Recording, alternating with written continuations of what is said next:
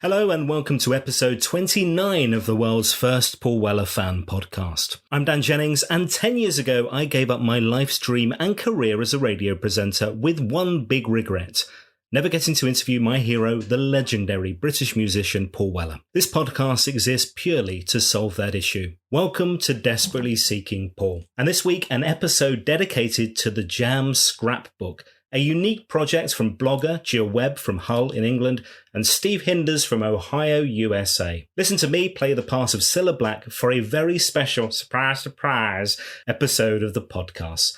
Back in the 1980s, inspired by Paul Weller, Jill wrote and edited a music and poetry fanzine called Kindred Spirit. In 2020, her world changed completely thanks to a social media connection with Steve.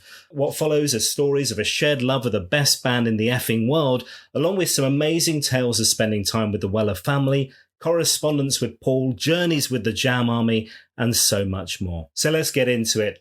Thanks for joining us, Jill. You're very welcome, and thank you for inviting me. You're not only a super fan, but you're my first guest who has never met Paul.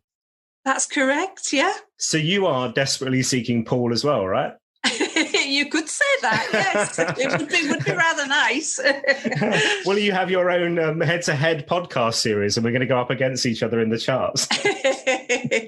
So tell me where this started, this love of Weller, and I know it's the Jam, but can you remember exactly when it was? Yeah, I can remember. It all started with buying a copy of Smash Hits in December 1978. Now, you probably don't remember that. No, I remember Smash Hits. I was saying to Dennis Monday the other day, I used to have like as many copies as I can remember buying in our shed. I don't know why I kept them. I kept them for some reason. And then one day went out there and the shed's roof had caved in and the Smash Hits was destroyed. But Smash Hits was brilliant. It came out, I think it started late in 1978. And I bought it from the beginning. And it was in the December 1978 issue. The Jam were on the front cover. And there was a little competition going on inside giving away copies of the new album, All Mod Cons. Wow. I read about this in Smash Hits. I was really taken with it because all I knew at that point really of the Jam was the bits I'd seen on Top of the Pops. There wasn't much going on, but I was very taken with their sort of sharp image and their energy. And when I read all this stuff in Smash Hits about All Mod Cons, I thought, I've got to buy this record. And it was the next month, the beginning of 1979, that I bought it with my first paycheck. I remember it very clearly. There was a little record shop just up the road from where I worked, and I popped in there in my lunch break and bought it. Oh, brilliant. Before that, so you mentioned watching them on TV and Top of the Pops, and I guess hearing them on the radio and stuff. So what was it about the music that connected with you and the performance? I mean, a mixture of the two, I'm guessing, the visual and the music, but what was it about it that really clicked? I think it was because they were of a similar sort of generation to me. I loved the sharp sort of image of they'd got and their energy, because it just screamed out every time you saw them. Was that raw energy. Didn't your mum say something when you first started watching them? She did, yes. Well, it was the very first time I saw the Jam on Top of the Pops. They were playing in the city, and I was only 15 at the time. And I was sat there mesmerised, glued to the screen. And my mum came in the room, just stood behind the chair and watched it for a few minutes. She went, well, the singer looks very young. And that was it. She walked out again. He wasn't wrong, of course.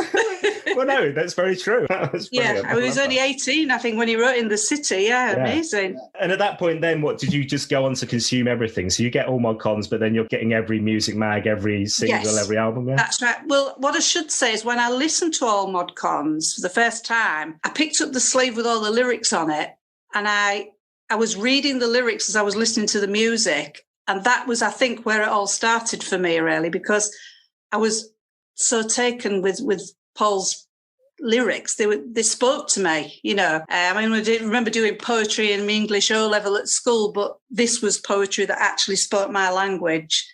And I was well taken with it, definitely. That was the beauty of all Mod Cons. There was so many different styles in there. You know, it wasn't just like listening to one sound all the way through it. But I mean, for me, it was the lyrics to Down in the Tube Station at Midnight that really impressed me the most, because the combination of the music and those lyrics, it just painted such a picture fear and violence. And it was a dark picture, but it was so powerful. Yeah, it's a very visual song, isn't it? You can't fail to to pinpoint accuracy, you can't fail to see exactly what he's talking about in your head. And at that point then, so this is a time of Melody Maker and NME. Did you have a preference, or did you just, and smash hits, but did you have a preference or just consume Well, I think I moved away from smash hits then, and it was anything that had the Jam, the word the Jam, or the picture of the band on the front cover. I was just hungry for information. And I can't remember exactly. I think it might have been the NME, because I used to go through the classified ads in there. I used to scour them for things. I think that's where I came across an advert for In the City songbook, the Jam in the City songbook. Okay. And I sent off for it, sent my postal order and stamped addressed envelope off for it. And when it came back, I mean, I've still got the book now. I've got it here. Oh, go on. Let's have a look. It's something I will never part with. I flicked through the sheet music at the beginning, but it was the few pages at the end that really made an impact. Let me check one second. Can you play music? I can sort of sight read it. My dad was a very gifted musician, but the gene didn't quite pass to me. So you're not really looking at it for the notes and I just thought this sounds interesting. I want it, But as I say, at the end, Paul had put this little piece in where he was outlining what his vision of the new wave movement would evolve into, and he introduced a young poet called David Waller, who was a very early member of the Jam and a friend of Paul's.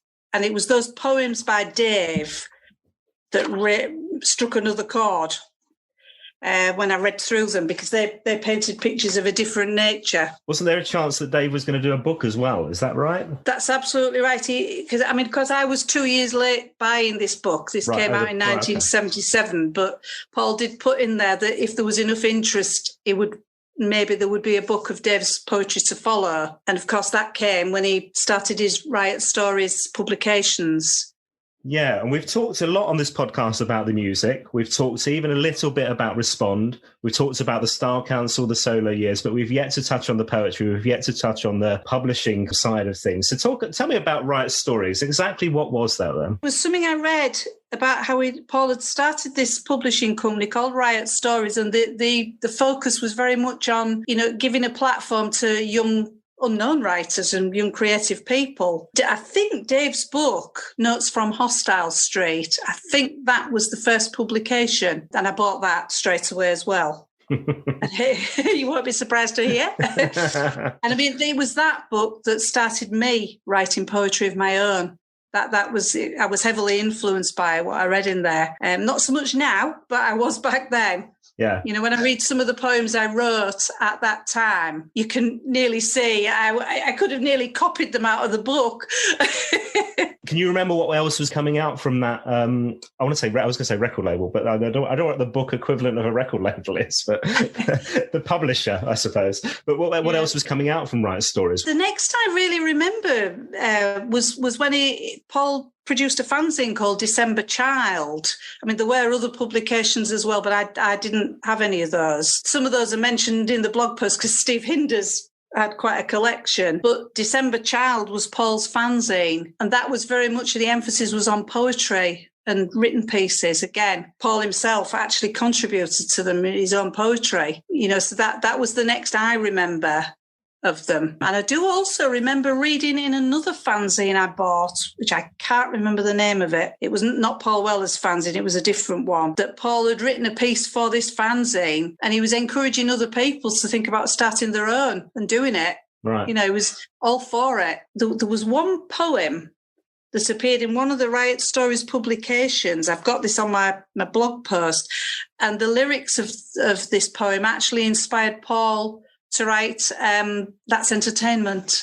Oh. It was I think the poet was called Paul Drew, I think. That's interesting. Yeah, I heard that there were other bits with Dave Waller where he was taking inspiration from some of his poetry, because obviously they were really close friends and they were informing or linking into some of his lyrics too, yeah? Yeah, you've just reminded me of something there. That one of the poems at the back of the In the City songbook that David written, that one of the verses was used as the part of the lyrics in The Street Today on This Is the Modern World. Right, okay. Oh, interesting. Yeah, so I think he did work closely with him. So now tell me about your own poetry then. So this sparked something in you. You're loving the jam, Yes. You're loving the music, and we'll get back to the music in a sec. But what did you do? What was the output for you then? Well, it was purely a case of having a go at writing my own poetry at that stage. And I wrote quite a few. I had a little folder that I kept them all in. That was really where the influence was. It inspired me to start writing my own poetry. Some of it wasn't very good, but it did inspire me to start writing it myself. That was as far as it went at that point. But back to the music, did you get to see them live, or was it mainly records? I did, but sadly, it took me until 1982 before I saw them live. One of my regrets, I would have loved to have seen them earlier on, but just one thing after another, and it didn't actually happen. But I did get to see them twice that year, and I'm so glad I did. Was one of those the last tour, presumably? Yes, yeah, Beat Surrender Tour. So what came first? When did you hear about the split, and can you remember where you were and what the deal was and how you felt? Gutted. I think I read it. I read that they'd split. Somebody told me, one of my friends told me that they were splitting up, and I didn't believe it, but I did read it.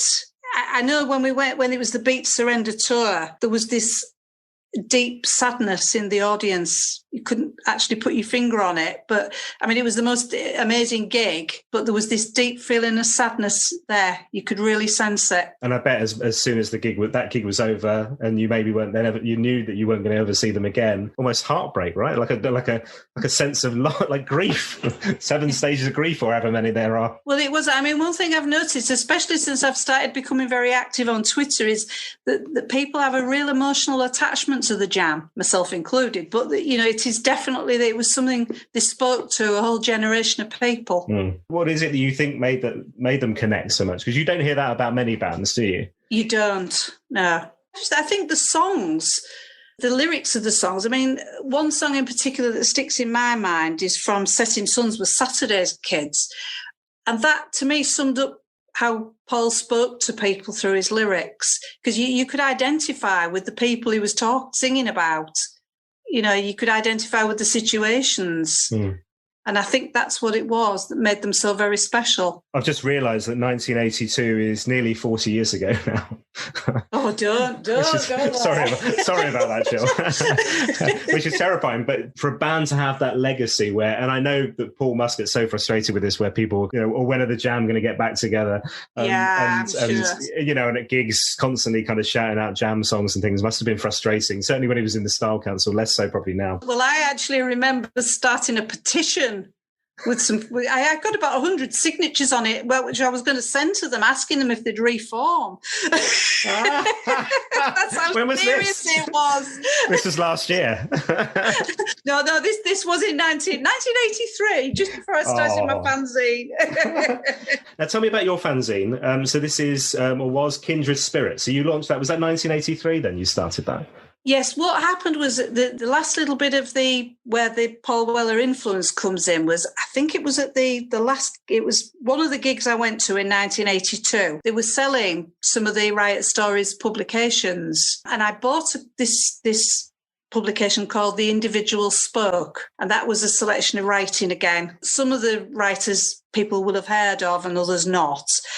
And I picked this up, and that was really when I read through it, I thought, I could do something like this. And that was where it really started. It was just a shame that it came too late in the day for me to do like a live review of the Jam. I would have loved to have done that. Now, you're on Twitter. You've got this amazing blog. And last November, you wrote an article which set the world on fire as far as Weller fans are concerned. So this was you. This was you linking up with a chap called Steve Hinders. So how did this come about? Well, I mean, when I joined Twitter 3 years ago, and it slowly picked up pace, and I decided to start contributing to the Weller Wednesday. Oh yeah. Posts on Twitter. I'm sure you will have seen them. And one week I put something on there about the Jam's American tour in 1980, and Steve came forward and shared some of these photos from when he'd met the band and seen them live. And I was sort of blown away by this. And we sort of loosely made a connection then. But it wasn't until last September I joined in with somebody else's Weller Wednesday post, and I put my contribution was a picture of the December Child fanzine. I just put a picture of the front cover on and mentioned that Paul did used to have a fanzine. And Steve then joined in the conversation and said he'd had a feature published in one of Paul's December Child fanzines. I said, can I message you privately, please? And that's where it started. That's how we sort of made a connection. Yeah. Love it. And the stuff you've been doing in the Jam Scrapbook and stuff we'll talk more about in a second, because that's brilliant. But you've never met because he's stateside, right? No. Okay, well, Cilla, I've never met him. I'm gonna be like Cilla now. I'm gonna let him into the Zoom room here. And hopefully Steve can join us and you'll meet for the first time. Hello, Dan. Can you hear me okay? I can hear you. How are you? I'm doing very well. How are you doing? I'm well. Steve, meet Jill. Jill, meet Steve. Hello, Steve. Unbelievable. I'm going to tell you, right, Jill, this is... Good to meet you. Jill, good to meet you as well. This is a real honor. And for me. Dan and Jill, I would not be here, Jill, right now unless you would have invited me to be a part of this really incredible Jam Paul Weller adventure. I haven't talked about this. I mean, I've never written it in many, many years, as you know. Never. I've chatted about it, chatted with friends about it, but never did I think I was going to write about it and collaborate with someone who is as passionate, if not more passionate. And so it's Jill, it's been fantastic. And I'm thrilled that I'm actually chatting with you. I know, it's amazing.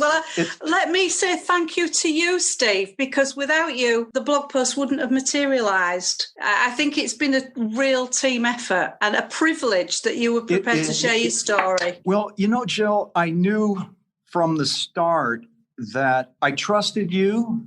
And I thought, no, this gal is in tune. She's in touch. She's passionate. She believes. She understands. And I kind of got you immediately. Yeah.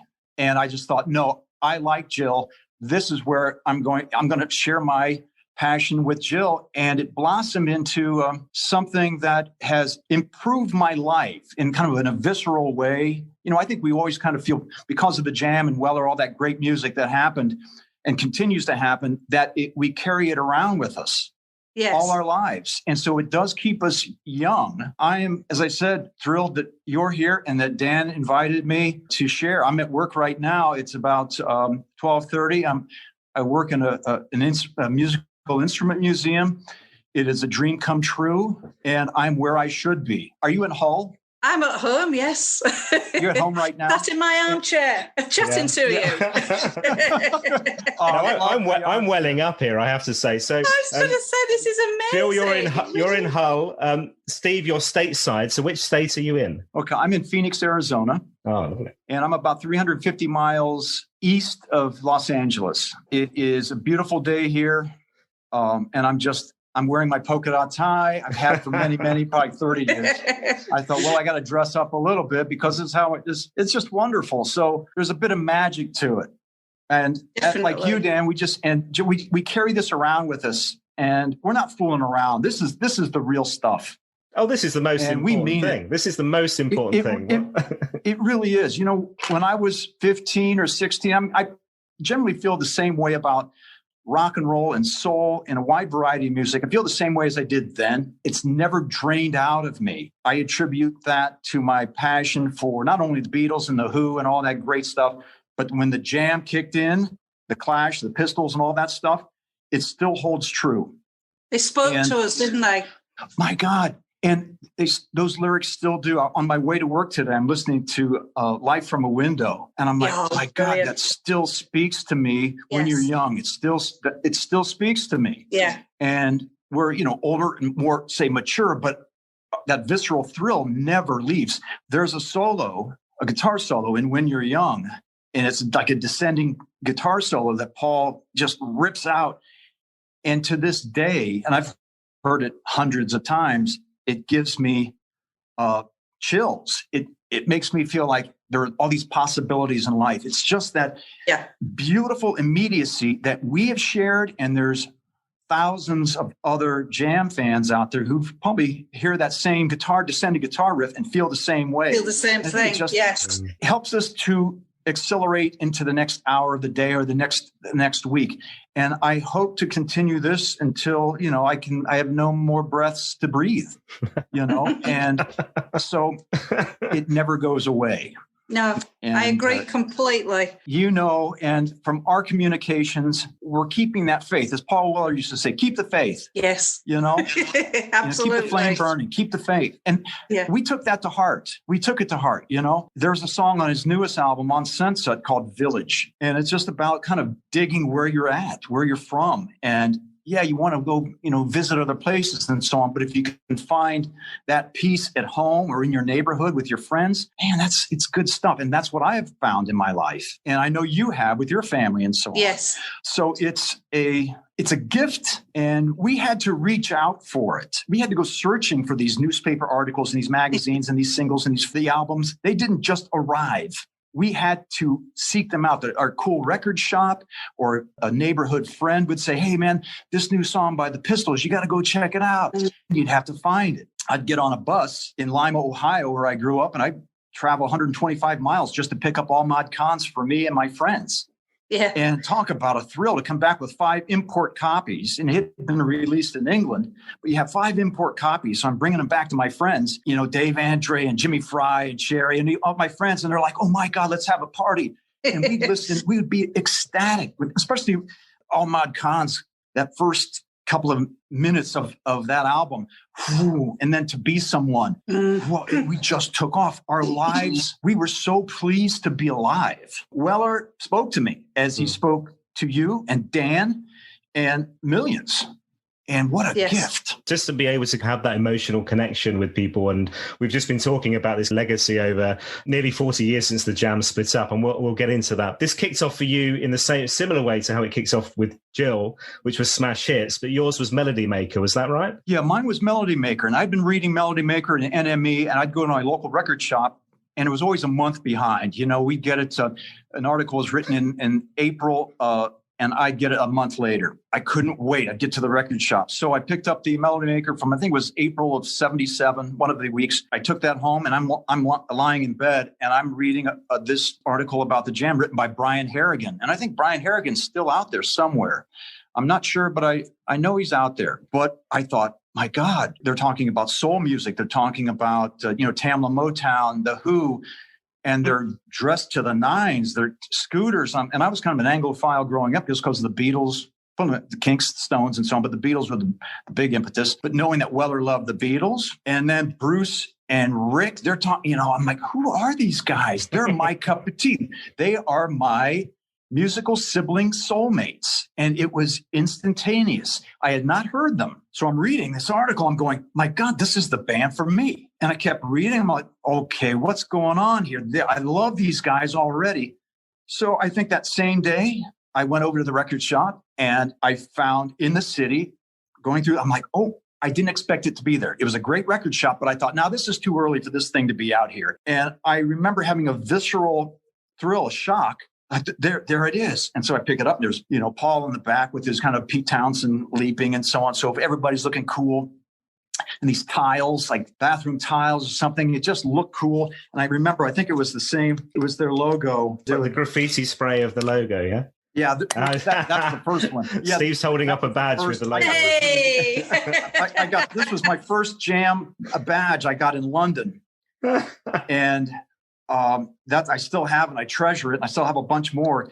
But so I took it home, and I was at my apartment, and my brother was there. He was 13 at the time. And I put in the City comes on, and then Sounds from the Street, and then Bricks and Mortar down. I'm like, what the heck is going on here? And I had listened to the Clash and the Pistols a little bit, but they zeroed in on my love of fast R&B, and Dr. Feelgood had prepped me in some fashion. Wilco and Lee and Big Figure and had prepped me a little bit for the Jam, because the faster it was, the more I liked it. But what I liked about it is that the songs were compact, tight, and I thought, these guys know where it's at. Even though you have the Who influence and so on, I'd never really picked up on that album that much. Away from the numbers, absolutely brilliant. Those Beach Boy harmonies come in, and I think my brother and I are going, whoa, this is coming down at us. This is really, because I love the Beach Boys. Whenever I hear who's doing harmonies like this? They're kind of real rough and gruff harmonies because you have that kind of, I think it was Chris Perry production, kind of thin, but to my ears, it just was so exciting. And every single, oh my God, those picture sleeves were so brilliant and are still brilliant. But that initial in the city, and then I couldn't wait for This Is the Modern World. A lot of people didn't like it as much. I loved it equally. Standards, London Traffic, In the Street Today, the cover with, oh my God, when my buddy and I, we were walking around my hometown in 78 with electrical tape on our sweaters, arrows and so on. And people are looking at us like, because, we're kind of from the sticks. Yeah. And a lot of bands like Journey and REO Speedwagon, all these American bands were huge. They looked at us like, who are you freaky? We were like, hey, this is who we are. Oh my God, the black and white Jam shoes. I got fired. I think it was laid off from a marketing job because my manager said, you're wearing these gangster shoes. Nobody's wearing these kind of shoes. Wear presentable loafers or wingtips. But I'd say, no, I'm wearing my black and white shoes to work. So he says, we're going to have to let you go. Probably for other reasons as well. They thought, no, this guy's an outsider. He's not going to be a team player here. I was living my life as I wanted that whole Jam, Weller, Clash, be an individual, have friends and so on, but stay away from the numbers for the most part. Try to, at least. We all get caught up in the numbers, of course. But if I can put my head on the pillow at night saying, yeah, I'm still pursuing that passion, or it pursues me, then I'm good. Well, I'm going to fast forward to February 1978. So this is when you first see the Jam live. This is their second US tour. And actually, I hadn't realized they toured the US as many times as they did. And we'll touch on the various kind of times that you saw them. But this is a really small audience. I think there's about 50 people at this gig. But yeah, that was it. You get there really early, and tell me about the story of meeting Paul. Sorry, Jill, but Steve has met Paul. I don't know if he's mentioned it. I think he might. Oh, well, yeah. My girlfriend and I saw Paul and Jill outside of the club, and I thought, oh my God, there's Paul Weller, but he's focused on Jill, his girlfriend. So didn't say anything. But I think we'd gone in earlier and met John, who was as nice as can be. As I mentioned in the blog, his silver hair was just swept back so beautifully. And he was so kind. And so we met Bruce and Rick, and they were very friendly. They were a little bit on edge because they had a show coming up. Then I think Paul came in with Jill, and I was still pretty nervous. I'm 21. I'm like, here's Weller. Here's the band. I could not believe I was actually seeing these guys. So I approached Paul and Jill and introduced myself. And Paul was very open, very friendly. I think he might have been like 19 at the time, maybe 19. But we talked a little bit about the Beatles, the Who, about what the Jam were going to be, what other areas in the United States they were going to visit. But they were very pleased that I was there with my girlfriend. So they did a sound check. And then that night, they came on as $3 to see them. And I was right down front. And this is the first picture I ever took of Paul. Oh, He looks like he's just come out of school, man. In terms like age-wise, yeah, that's crazy. Look at him there. It's just unbelievable. So I believe that was the first picture because that was the closest I got. Because even at the 50, there were a number of people that did kind of start crowding around down front. But they were pinballing against each other. Bruce and Paul would hit their backs together, then spring out. They had the Union Jacks on their amps and their Vox amps. They were very, very loud. And it was one of the most exciting moments of my life. I could not believe how much racket three guys could make. And I mean, I'd seen the Who back in the 70s. The Who were fantastic, but I saw them in a big arena. But to see the Jam up close, like 10 feet away, and to know that they had played hundreds of gigs in and around London, Woking, and just building up to all those pubs and so on, and John taking them everywhere. Oh my God, they were on fire. They were a tremendous band. And we chatted with them, I think, afterwards, and just, we'll see you again. Life-changing. And the fans that were there, they loved them. I know that the Jam were able to do very well in the larger cities, Chicago, Detroit, New York City, San Francisco, some of the smaller venues, not so much. But they stayed true to themselves, and I admire them. I didn't want them to break up, but perhaps that was the best thing. It's a beautiful 5 years, 77 to 82, but I know they had years before that. What a great compact period of time. And Weller had always said that about the small faces. Bang, you're in, do it, and get out. And you've got your legacy, and you're going to have kids saying they didn't sell out. The following year, you go to another gig. He comes back to the US, comes to Ohio. You're having a drink afterwards, and Paul waves you over. And at this point, I want to say make friends, because it kind of is like you become like pen pal buddies. How does this happen? We did become pen pals. Jill was there. I got the address from Jill, and I asked Paul, how about if I write you? And he said, sure, that sounds really good. And I've got all my letters from Paul. This is amazing. So you're writing to Paul, and obviously his home address. This isn't just Paul Weller, England, and then it arrives at him. So Jill, his girlfriend's written it out on a napkin or something. Is that right? She has it on a napkin, which I still have. It's a drink napkin. And so Paul and I started writing, and I would just lay my feelings on the line, what I liked about a lot of music, what I didn't like about some American music, or a wide variety of politics, touched upon a number of different things, books, magazines. I know I had talked to him about James Jamerson, who was the great session player in those Motown songs. I sent him a book.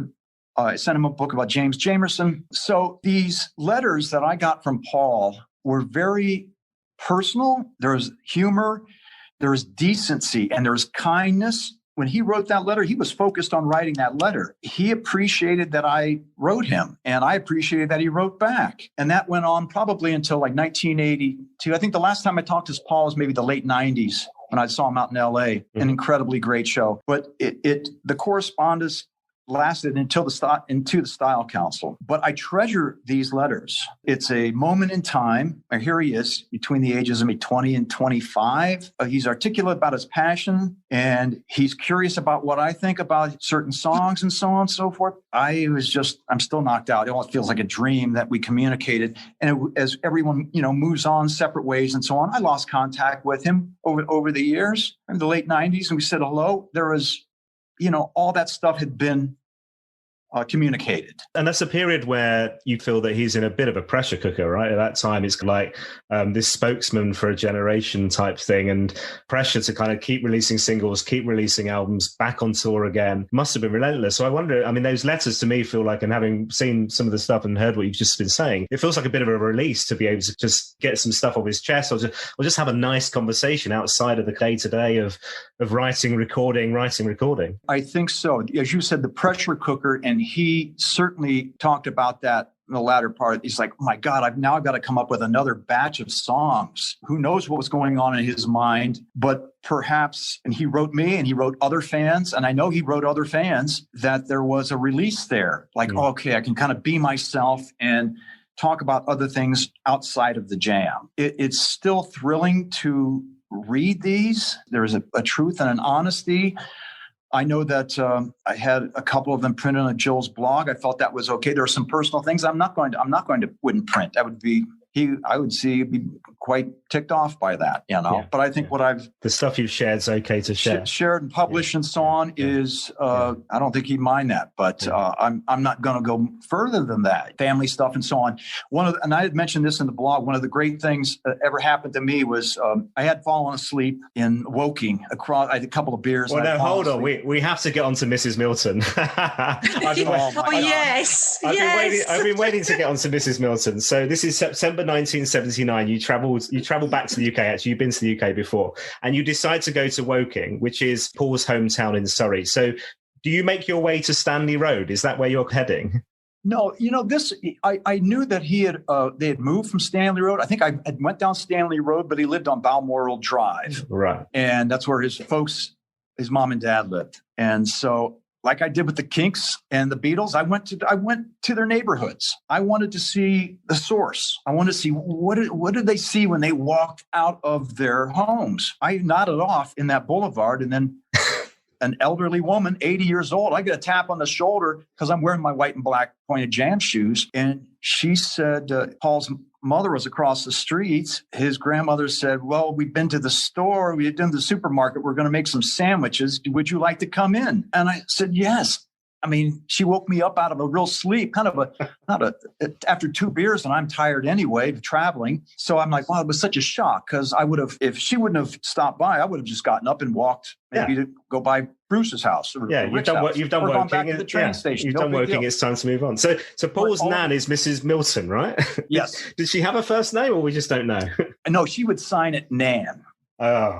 And then Paul had said in a letter, he goes, she would refer to me as Arizona because that's where I was living. He goes, my nan refers to you as Arizona. But I'm invited in, and Nikki Weller, Ann Weller, Steve Carver, great friends of the family, Pete Carver, all come over. Neighbors come over, and we're sitting out in the back garden, and Nikki's like, why would you come all the way here to see my brother? And I said, well, because it's Paul Weller. That's why I'm coming over here.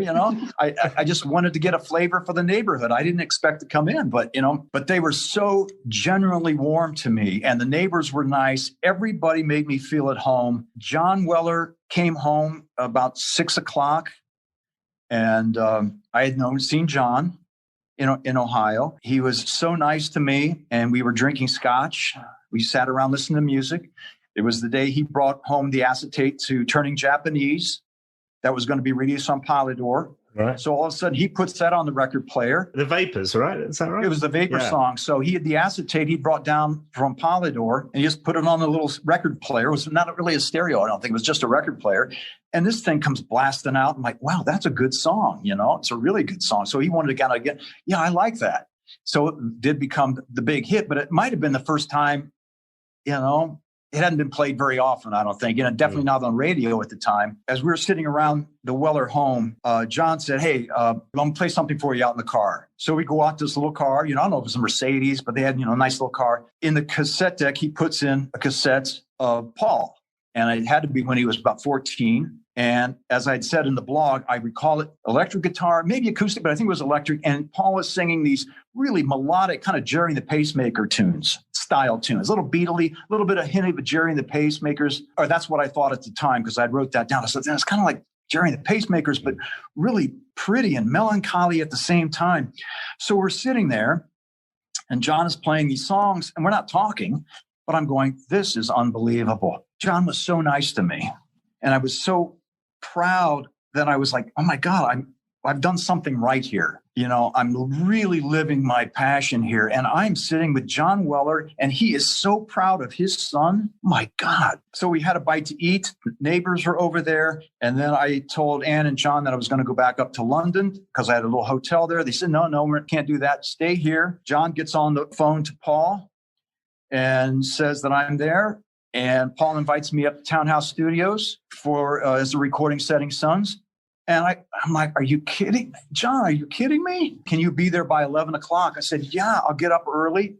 So they gave me a nice place to sleep, and I had breakfast the next morning. John had already gone back up to London. So Nikki, and I think it was Pete Carver, walked me down to the train station. Then I headed up to London. I went straight into Shepherd's Bush up to London. I'm thinking, I just heard these little cassette songs by Paul Weller. What a dream. And it made me so happy.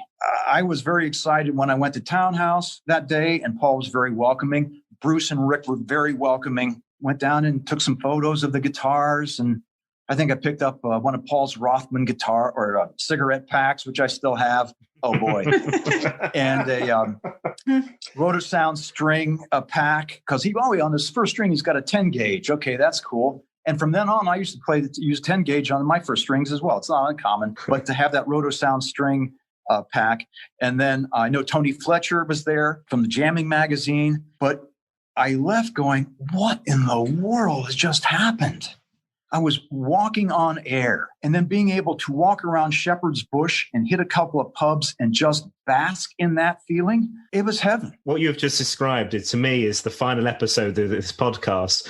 48 Hours is the final episode of this podcast, but with me in that position now at Black Barn. Yeah, exactly. That's exactly it. And funny you say that, because one of the first titles for this podcast I was kind of thinking could be like The Adventures from Townhouse to Black Barn, and tell the stories through that, or from Stanley Road to Black Barn was the other one. But that's incredible. And wasn't one of the songs you heard them recording Was it Burning Sky? Was that right? It was Burning Sky that day. And they would be down in the studio recording, and then they'd come back. They came back in for a playback, and then they'd fiddle around, and Vic Coppersmith Heaven was there, and he'd be working the console, and then they'd be maybe some overdubs and so on and so forth. But I felt like, okay, they're carving this thing together. And that album, oh my God, Thick as Thieves, I can play that thing and going, oh my God, what a song. That holds up. It's so personal. It's so moving to this day. It's one of my all-time favorite songs by any band. The incredible thing here is that album came out 2 months later. So I think this is September 1979. The album's out in November.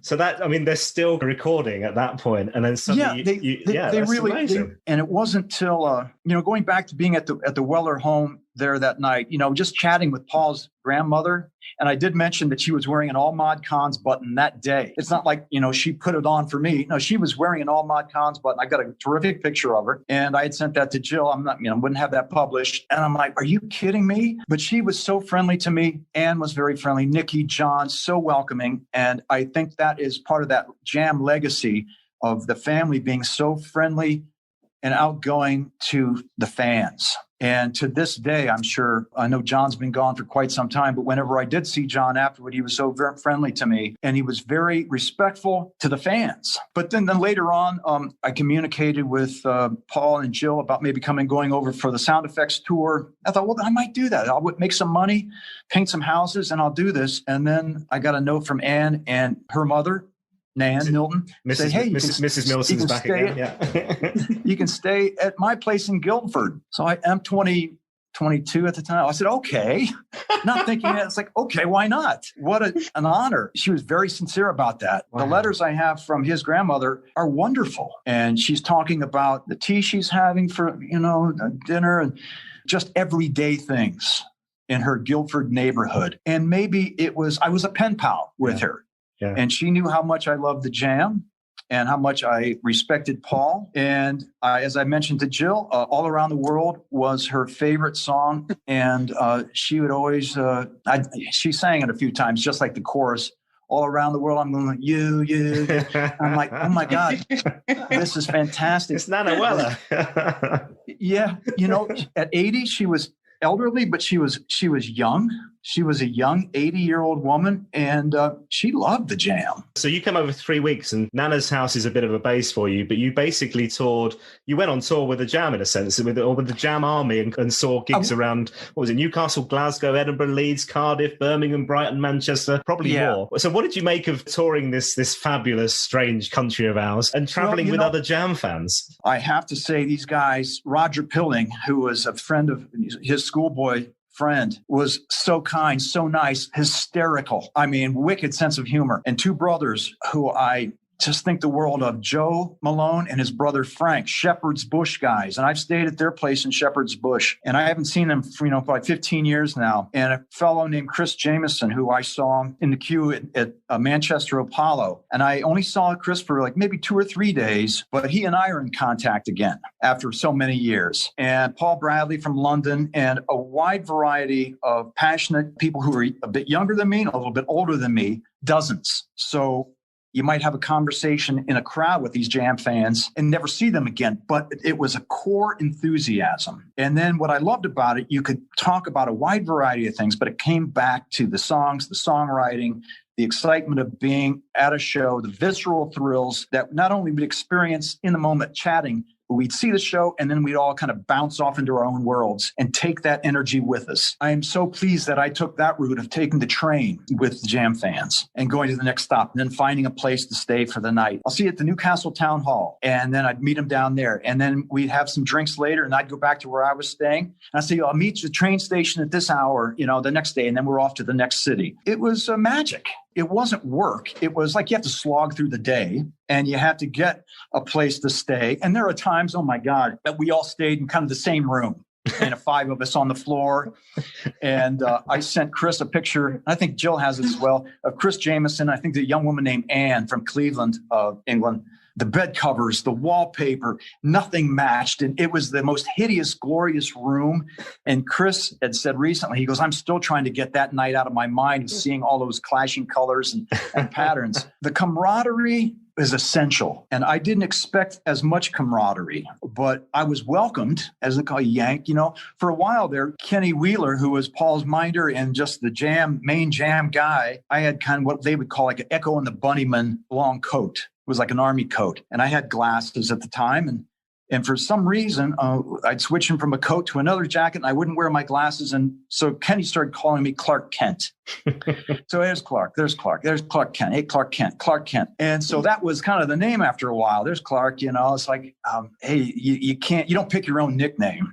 But when Roger Pilling and Joe Malone would write me, it would always be Clark Kent after a while. It's like, that was cool. They let us into the sound checks. Generally, they let us into sound checks. And after the shows, we'd all maybe go back to the jam where the jam were staying, have a few drinks, then we'd go on our way. And Paul would just chat with anybody who was passionate. And he was patient, and we'd all just drink. And John would be there, and Kenny would be there, and Bruce and Rick, and I'd chat with Bruce for a while about what music he liked or what music Rick liked. And so then you'd go into the next day. It's like, okay, we're going to do it all over again. But some of those gigs were so brilliant. The 2 shows at the Newcastle Town Hall, just stunning. And then there's tapes out there, which I had at one of their tapes. And I think there was some live broadcast of that show. But the gig that kind of in some ways scared me was I was at the Glasgow Apollo, and I was up in the rafters. This is on the balcony, isn't it? The balcony was shaking. I'd never seen fans this manic. They were explosive. Down front, you look down and there's heaving at the stage. Of course, upstairs in the balcony, it is swaying. And I'm at the side going, I shouldn't be here. So after a little while, I left that balcony and I tried to worm my way down. I got someplace. Some of those shows, I didn't want to be down front. I wanted to get another perspective, which is fun as well. Getting a perspective of fans in the back. I'm guessing there was a big difference between the UK and the US tours. The size, I think so. But the audience, say, when I saw the Jam at March 5th in Detroit of 1980, the Clash had played there 5 days earlier. That was a great, great gig. The Jam show was better. The fans there was about 800. They were crushed down front. I mean, it was very similar. I think this was before I went on that sound effects tour, but they were very similar. Just passionate Jam fans, passionate punk music fans, passionate about life. So you had a hardcore fans down front. Then you had a lot of people who didn't have a clue who the Jam were, and they were curious. But I don't think there was that much of a difference in the passions. I mean, I really, really dig a lot of the U.S. fans because they are as passionate as the UK fans. And so that was kind of nice to see. As U.S. fans, we could kind of rise to that. We got it. A lot of Americans didn't get that Jam sound, too British this or too English, whatever it was. It appealed to me and it appealed to my friends and thousands of others. So they could sell out in LA, San Francisco, Chicago, New York, but some of the other places they just wouldn't visit. They did come to Phoenix in 1977 and they played LA in 77, I think San Francisco. So they were testing the waters and man alive, did they grow quickly. This is the modern world to all mod cons. Wow. Jill and I were talking earlier about that day when you hear that the band are splitting. It was obviously an emotional time for Jill, and that stays with you, that feeling. And can you remember that when you first heard that the Jam were going to be no more? I was in San Francisco at the time, and it was 82. I had been in a record shop, and I'd walked out of the record shop, and then a gal came out, I think a little bit younger than me, and she goes, "Hey, did you just hear that the Jam broke up?" I said, "No way." She goes, "The Jam are breaking up." I said, "The Jam are breaking up or the Jam broke up?" And she goes, "Well, I think they're still together, but they're breaking up." She goes, "There might be shows, there might not be," but she goes, "They're breaking up." I said, "The Jam are breaking up?" No, I couldn't believe it. I don't know if it was maybe because that pressure cooker you were talking about earlier, Weller's thinking, I got to get out of this. Got to have some freedom here. But I was not happy. I remember saying to my friend, "My God, what the heck? They got out more music in them. What are we going to do without the Jam?" So I was certainly disappointed. But then, as time goes on, it's like, okay, all right, that's the way it's going to be, And even with the letters, once the Jam had broken up and he was in the Style Council, a couple of the letters were still as passionate. I think he was a little bit more happy-go-lucky in those letters, a little bit calmer in some respects. Like, oh, good. We got another pressure cooker coming up. We got to do this and that, but I'm not in over my head, perhaps, maybe just felt emotionally in over his head. I don't know. I mean, I'm sure he's talked about it with people over the years.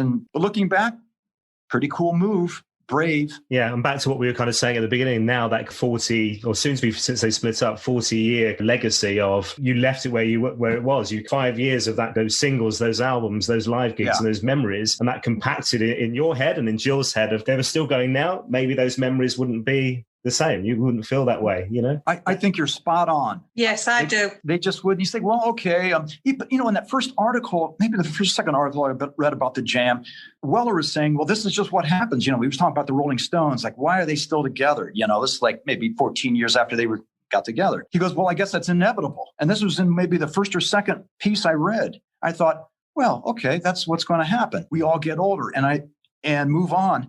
And I think he knew that from the get-go. It was going to last as long as it should last. And I know his dad wasn't happy. The band wasn't happy. Fans not happy. But man, in his heart, I respect that fella for doing that. I think he knew that's what happens. Your bands just move on. Why didn't they break up? Why'd they go on so long? So he had a kind of a vision of that, I think. And kudos to Paul for doing that. It's given him a chance to create really, really great music, some terrific style council music, great stuff on his own. I mean, I've got on the way to work today, 6 songs from, the past 15 years that I've been listening to. They're dynamite songs. Out of the Sinking is one of my favorites. We've not mentioned that song on this podcast yet, but man, that's so good. What a song. Oh, yeah. Driving to work yesterday, and this is an album I've been playing quite a bit because the weather's been really cold, or cold for us. Overcast, some rain, some snow, is the soundtrack from the film Jawbone, which he did the score for. And there is a 15, 16, 17-minute piece at the front, and it is just very experimental, very dark around the edges. And then the song comes right after that, the ballad of Jimmy McCabe. Oh, it's one of my favorite all-time Paul Weller songs. He did it 2016. We're all still kind of listening in our, we cherry pick certain songs. That's one of my top favorites. Now, the ballad of Jimmy McCabe is so heartfelt. I'm like, man, that speaks to me. Like the song Village, that really speaks to me from his new album. And there's one of my favorite songs, and I think it's from Illumination, called Leafy Mysteries, which there's a video of, and it shows Paul, the band, Steve White's in the band at the time, and you see Kenny Wheeler, you see John Weller, and they're on the road. I play that song. I watch that video once every month just to get like a kick. I love that song. I love the video. Paul's hair is really cool, short, but kind of silvery. John is looking dynamite. I thought, oh my God, John Weller looks better, gets better and better looking as he gets older. But then there's Peacock's Suit, which still blows my mind, From the Floorboards Up. Fast Car, Slow Traffic is another one he and Bruce collaborated on. I'm like, wow, that's Bruce and Paul right there. Okay, if that's the closest the Jam are ever going to get back together. Hey, the Jam are never going to get back together, and that is so cool by me. I hope they don't, because it's not meant to be, and they shouldn't do it. In my opinion, they should never do it. I'd like to see them together, just being interviewed, saying hello to each other. But Fast Car, Slow Traffic. Whew, man, that's a Jam song right there. But Paul just keeps plugging away, and I'm excited about what he's doing next, because if he's moving forward, I'm moving forward. But as Paul continues, man, I'm along for the ride. I know that the Jam Scrapbook Volume 2 is on its way. Jill, is that right? So you're collaborating again? I'm just about to make start on it. Yes, we've got quite a few bits together for that already, haven't we, Steve? Yes, we do. I'm going to take some more photographs of some of my memorabilia. And if you can use it, Jill, great. If not, I understand. But just for your own personal reasons as well, I just want to share it with you. And so I'm just going to go through a few more bits and pieces, but I'm thrilled by the quality of your writing. Oh, thank you. The way you've told and weave this story together, our stories, and then we've had others in the scrapbook contribute. And that's a kick for me as well, going, yeah. Wow, look at that story. Okay. And you delve into that. So it is a very communal, the more the merrier. Yeah, the scrapbook is a nostalgia trip, isn't it? Whereas I think our blog post we did together was something rather special. It was our stories, It was our stories, and the way they coincided, equal amounts of passion, you can just kind of mix those together. And it makes, I've had friends who really, really enjoyed reading what I wrote, and then really enjoy what you wrote, knowing that you'd been influenced to write poetry. Yes. And all of the riot stories. Info is fantastic. Some of that I had no clue, I'm like, oh man. And I would never have started my poetry blog now if it hadn't been for Paul Weller. That's where it all started. Wow. Now, do you go out to the seaside every day? There is a little place near me you've seen on Twitter. I love it.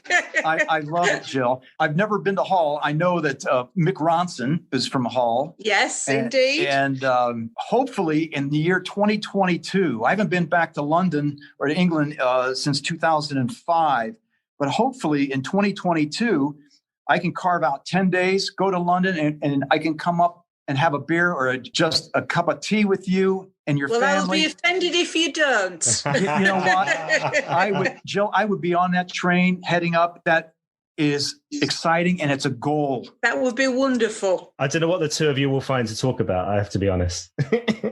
You know what, Jill? I'm gonna have to write a few things down. There's not much in common. I can't work out what you're going to chat about. I can see another blog post coming already. Yeah, that'd be lovely. That'd be lovely. Hey, look, we got to wrap this up. This has been so lovely. Okay. I've got a couple of final questions for each of you. So, Jill, you're allowed one Paul Weller song for the rest of your life. Which one is it? It can be the Jam, the Style Council, or solo. Steve, same question to you. So Jill's got a bit of thinking time. Same question to you. There is one song for the rest of your life. Which one is it going to be? And this is a moment in time. This is right now. This might change tomorrow. It's quite likely. Moment in time. All right. Yeah, go on. Off you go. Okay, Jill. I'm having to think here. This is like, it changes from day to day. Well, I think it would have to be Saturday's Kids. Oh my God, because right on. That is where, that was when I started writing seriously and led into my fanzine. So yes, it would be Saturday's Kids because it was such an influence. One of my favorites. It's just the way it clangs in, and there you go. But I'll have to say Thick as Thieves. It's just so meaningful to me. The passion behind it. There's this angst of these people who are friends and they're splitting off because they're getting older and their ideals change and so on. Like when I listen to that, it's a matter of trying to make sure, like reminding myself, okay, man, stay true to yourself. Things are going to change, but keep your ethical compass. Keep that going in a positive direction. The passion in Paul's voice and the music just continues to knock me out. It always gives me a chill. So the aim of this podcast is for that very special, now it's 48 hours actually. So it's 48 hours with the Weller family and then a day in Black Barn if I'm mirroring your success. But what one question should I ask Paul? Is there something that I should cover? Jill, why don't you kick us off? What have you always wanted to ask Mr. Weller? Well, now then you've put me on the spot here. It's going to be maybe a question about his favorite haircut. I know he had tried all these Steve Mary haircuts over the years and so on and so forth, but his absolute favorite cut was a great Steve question. I mean, Mary to me is always, and it got longer. And I always thought, it looks like Paul's kind of mimicking Steve with humble pie here. But I think what his absolute favorite haircut and also his favorite Beatle haircut. And if John, Paul, George, or Ringo, at what time in their career? Did he like John with the long hair? Did he like John with the real short hair? But I know he's such a Beatle fan. Yeah. Like, what's your favorite Beatle haircut? If you could wear it, what would you wear, Paul? I was thinking the other day, actually, I don't know why this popped into my head, but in the UK here right now, we're in lockdown. So hairdressers are closed. And I was thinking, how does that work with Paul Weller? Because that's a big deal, the haircut, and he's not cutting that himself. His kids are not doing that for him. So how does that work? He's moved on from that, like that mod. Now it's behind his ears and it's silvery and it's parted in the middle. I'm like, man, he's a modernist. I really dig it. And he wears these really cool looking glasses. I thought this guy is timeless. I don't know how he does it. Maybe he brings somebody in. His dad had the best head of hair I think I've ever seen on any man in my life. He was so cool. I don't think I've yet shared my picture of me with a Weller cut on Twitter. Oh, do you have a Weller cut? I did have at one point. I had so you can't see, but I've got I've curly gingery hair. It's going a bit grey now, but yeah, back in the day, I spent 4 hours getting it chemically straightented for a Paul Weller haircut. It was not my finest look, I'll be honest. But and what year was that? That was 2000. What was that? 2009, 2010, maybe? Yeah, something like that. Wow. Yeah. And how long did you keep that? I had 3 separate sessions, so I reckon I kept it for about 9 months, and then it was becoming quite expensive, to say the least. And I bet. And looked like a Lego man, quite honestly. So. And the curls this started coming back naturally again? Yeah. So you're having to pay a fortune to get it chemically straightened. But the other thing with it was, actually, I'll tell you when it was 2010. And I went to 5 nights at the Royal Albert Hall in a row, which I've mentioned on the podcast before. That was around that time. But I'm front row with, no disrespect, because these are going to be fans of the podcast and I love you all. But there were a lot of us with that same haircut at that time in the front row. Sure. And I think at the time as well, then Paul changed it and we all went, oh, bloody hell. Yeah. Yeah. Now what do we do? Yeah, now what? So no, it's time to move on. Always chasing that. No, this has been very special. Jill, you've had enough thinking time. Have you got a question for Paul Weller now? I have, yeah. Of all the lyrics he's written, which is his personal favourite?